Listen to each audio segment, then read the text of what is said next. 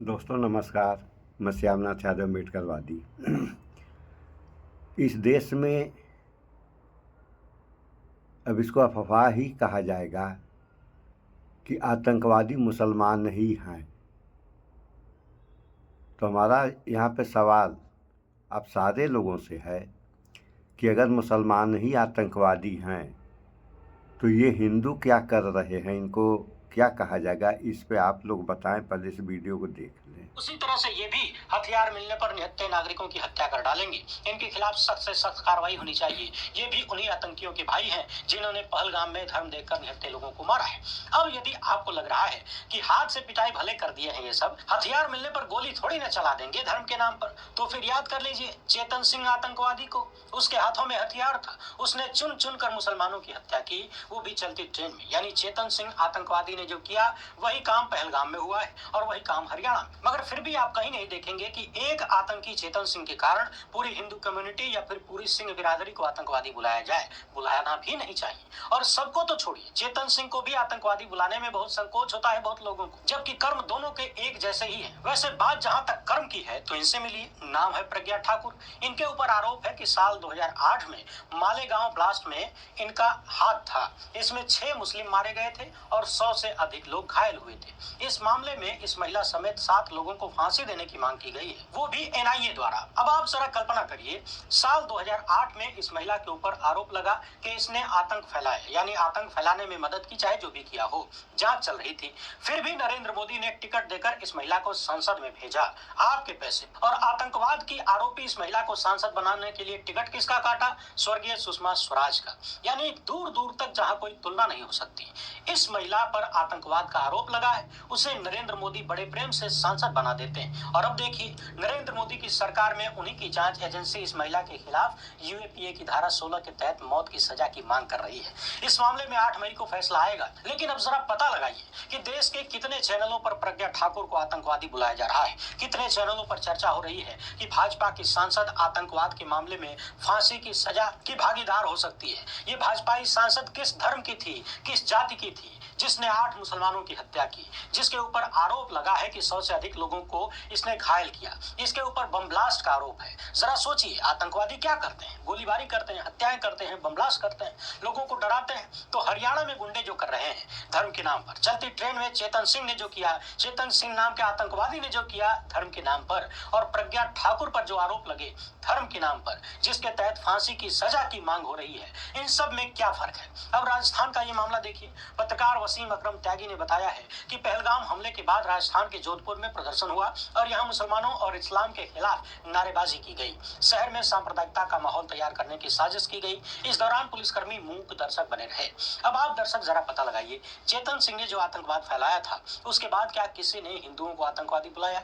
प्रज्ञा ठाकुर को जब फांसी देने की मांग हो रही है तो क्या कहीं पूरे देश में किसी भी मुसलमान ने हिंदू बिरादरी को आतंकवादी बुलाया है? जाहिर सी बात है, एक के कर्म को सबके सर पे थोपा नहीं जा सकता, मगर नफरती चिंटू कुछ भी कर सकते हैं। बाकी फलाने हैं तो मुमकिन है, ये नारा अभी तक जिंदा है, मरा नहीं है। लगे हाथ एक कहानी ये भी सुन लीजिए। पश्चिम बंगाल भाजपा के नेता है शुवेंदु अधिकारी। इनका एक वीडियो सोशल मीडिया पर वायरल है जिसमें ये अपने ही देश का मुर्दाबाद लगा रहे हैं, यानी हिंदुस्तान का मुर्दाबाद लगा रहे हैं। बगल वाला आदमी इशारा करता है, खोद के बताता है कि आप गलत बोल रहे हैं, तब जाकर मानते हैं। अब जरा सोचिए, अगर यही काम किसी मुस्लिम नेता ने कर दिया होता तो हर तरफ गोदी मीडिया चिल्ला रहा होता कि जो भीतर था वही निकल गया।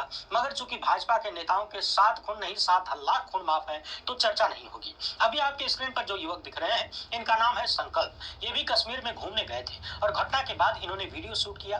बता रहे हैं कि आसपास ही ये घटना हुई, मगर घटना के बाद जब मीडिया में देखा कि हिंदू मुस्लिम चल रहा है तो मजबूरन वीडियो बनाकर सच्चाई बयां कर रहे हैं कि कश्मीर के मुसलमानों ने, कश्मीर की जनता ने हर कदम पर सबको सुरक्षित करने का काम किया। इनका दावा है कि ड्राइवर ने आखिरी वक्त तक इनका साथ नहीं छोड़ा, कहा कि मैं आपको छोड़कर नहीं जाऊंगा, अगर कुछ होगा तो पहले मुझे होगा, इसके बाद आपका नंबर आएगा।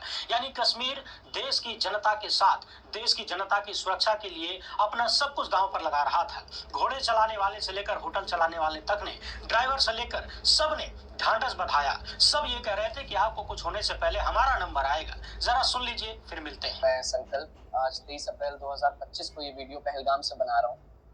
कल 22 अप्रैल 2025 को ठीक हमारे पीछे ये जो स्नो कैप पहाड़ियां हैं उनके नीचे जो पाइन ट्रीज हैं वही है बैसारन वैली।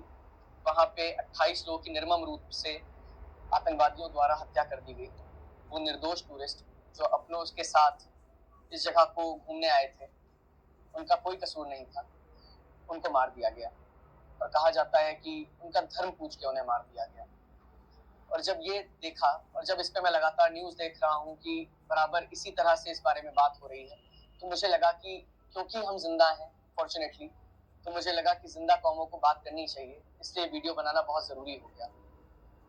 कल जब यहाँ पे हमला हुआ तब हम लोग अरू वैली में थे, और जब हम लोग नीचे आ रहे थे तो करीब 4:30 बजे हमारे घर वालों के फ़ोन जब बजने शुरू हुए, जैसे ही हम नेटवर्क क्षेत्र में आए, तो हमें पता लगा कि हमारे घर वाले बहुत ज़्यादा पैनिक में रो रहे थे, बिलख रहे थे, परेशान थे। हमारे होटल से हमको फ़ोन आ रहे थे कि सर हमें आपकी बड़ी चिंता हो रही है, आप लोग कहाँ पे हैं। हम लोग होटल आ चुके थे और उसके बाद हमने न्यूज़ देखनी शुरू की, और जैसे जैसे इवेंट्स अनफोल्ड हुए तो हमें समझ में आया कि घर वाले क्यों इतने परेशान थे। अचानक से जितने लोग हमारी सेवा में यहाँ पे हैं, उनकी आंखें बदल गई, उनकी आंखें शर्म से झुक गई, उन कश्मीरियों की। इसलिए 2-4 बातें बहुत ज़रूरी हो गई कहना। सबसे पहले ये कि जो 28 लोग वहाँ पे मार दिए गए, जिनके परिवार उजड़ गए, उनके लिए किसी भी हद तक अगर संवेदना व्यक्त की जाए ना, वो पूरी नहीं हो सकती, क्योंकि वो लॉस इररिपेयरेबल है। वो यहाँ पे क्या करने आए थे? वो जिंदगी का आनंद लेने आए थे, जिंदगी ही नहीं लेनी। परिवार उजड़ गए।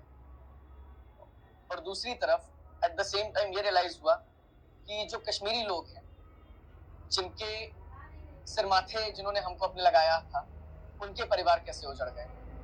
जब देखना शुरू किया कि लगातार बात हिंदू मुसलमान की हो रही है, तो ये कहना जरूरी हो जाता है कि जब एक हमला हुआ तो इमीडिएट रिलीफ जहाँ पे ये हमला हुआ वहाँ पे या तो पैरों से जाया जा सकता है, घोड़े से जाया जा सकता है। जब हमला चल रहा था उस समय जो लोग बचाए गए, उन्हें उन्हीं लोगों ने बचाया जिनको आप हिंदू मुसलमान में बांट रहे हैं। वो घोड़े वाले, जिनका धर्म ऑब्वियसली सबको पता है, उन्होंने अपने घोड़े पे बिठा बिठा के लोगों को नीचे तक लाए, रेस्क्यू किया, आर्मी के पास तक पहुंचाया। आर्मी को पहुंचने में जितना समय लगा, अभी हमारे ऊपर से हर 5 से 10 मिनट में हेलीकॉप्टर निकल रहे हैं। हम लोग लगातार कल से हेलीकॉप्टर की आवाजाही देख रहे हैं। मैं सही बताता हूँ आपको कि इस नदी की आवाज के बीच में वो हेलीकॉप्टर की आवाज ने हमको रात भर सोने नहीं दिया। ये सन्नाटा हॉन्टिंग था। तो फियर रियल है, ऐसा नहीं कि डर नहीं लगता, डर है। उसके बावजूद ये कहना चाहता हूँ कि क्योंकि हम यहाँ हैं और खुशकिस्मती से आप सबके बीच में हैं, और जब तक ये वीडियो आएगा हम लोग अपने घर पे होंगे, ये बताना बहुत जरूरी है कि जब संवेदना उन परिवारों के साथ है जो उजड़ गए, जिनके परिवार के लोग मार दिए गए, तो संवेदना उन कश्मीरियों के साथ भी होनी चाहिए जिनको आतंकवाद से कोई लेना देना नहीं। सुन लिया आपने, अब अपनी स्क्रीन पर इस वीडियो को देखिए। सोशल मीडिया पर मृतक जो सुन लिया आप लोगों ने। ये वहाँ पे मौजूद थे जो कह रहे हैं। नमस्कार दोस्तों, आपको याद होगा कि मैं एक बार तो यहाँ तेलंगाना सबसे गई बड़ा थी सबसे बड़ी बात ये है कि आतंकवादी मुसलमानों को ही ठहराया जाता है, और यहाँ प्रज्ञा ठाकुर, इनके साथ साथ 7 लोग और हैं जिनको ऊपर फांसी की सज़ा की मांग वो भी सरकारी एजेंसी कर रही है। तो ये तो रजिस्टर्ड आतंकवादी हो गए भाई। जब तक अगर आदमी चोरी किया, अगर वो पकड़ा नहीं गया तो कैसे सिद्ध होगा कि ये चोर है। और पकड़ लिया गया, कोर्ट अगर उसको सज़ा दे रही है तभी न, तो वो तो रजिस्टर्ड चोर हो गया। वही कहानी ये है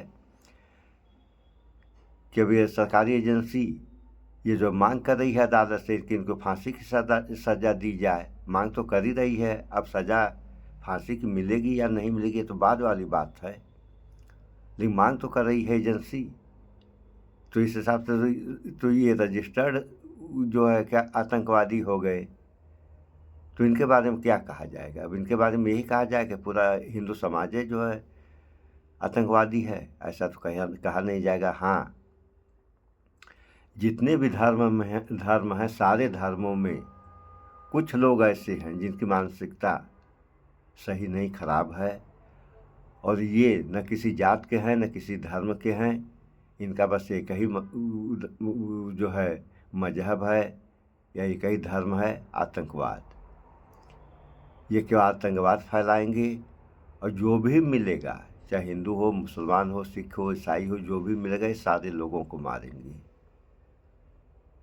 तो सब क्यों हो रहा है?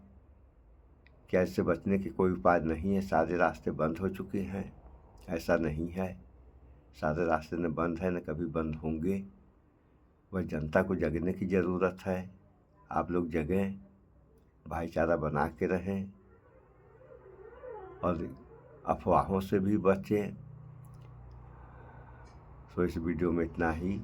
स्वच्छता अपनाएं, शुद्ध खाएं, स्वस्थ रहें, शिक्षित बने। जय विज्ञान, जय संविधान। नमस्कार।